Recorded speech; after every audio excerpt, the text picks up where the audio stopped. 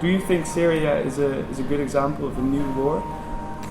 I think it's a very good question, actually, precisely because of what I was saying to you, that there is a political conflict.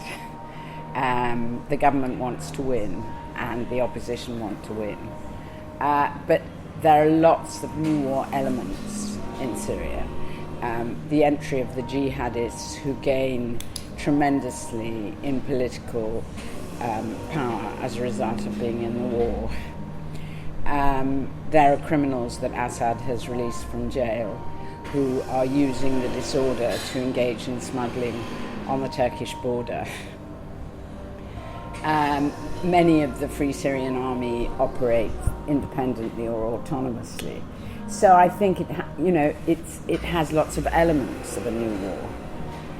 And my point about the difference between new and old wars is not that all wars now are new or that all old wars were old, but rather it's about a way of interpreting war. I think the Syrian government wants to present this as a sectarian or a jihadist conflict.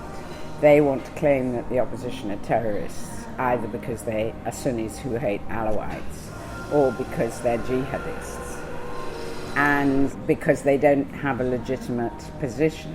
And actually, by fomenting sectarian violence, what they do is make the Alawites, who are part of their political base, very afraid. And that strengthens their position. In the same piece, you called for humanitarian intervention, and then not necessarily based on the crossing of a red line, but because of concern for the lives of people, the Syrian people. Yeah. Could you explain maybe your position? Well, I think what's happening to the Syrian people is really terrible. Perhaps as many as half of the population have now been displaced. There are 1.5 million refugees. There are literally millions of people internally displaced. In the areas where the government has withdrawn, the government's following a scorched earth policy. Bombing, shelling, sending missile attacks. 80,000 people or so are said to have died. And this is just unacceptable in a contemporary world.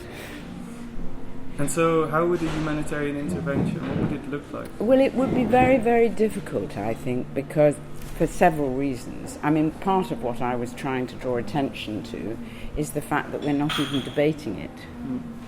And that's the aftermath of Afghanistan and Iraq.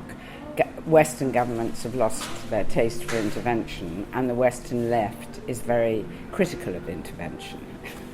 And so humanitarian interventions are always very difficult, and I don't think there are very, very few cases where you can say it was more or less a success, because I think a humanitarian intervention ought to be more like policing than war fighting. It's not entering a conflict on one side or the other. It's entering a conflict to de-escalate the violence and provide political space for the conflict to be resolved. And how can that be done? Well, in the Syrian case, I see the only possibility at this point would be a safe zone, which actually would be part of the international negotiations, and putting in a peacekeeping force to protect people in that safe zone. That would be the area where the government has withdrawn.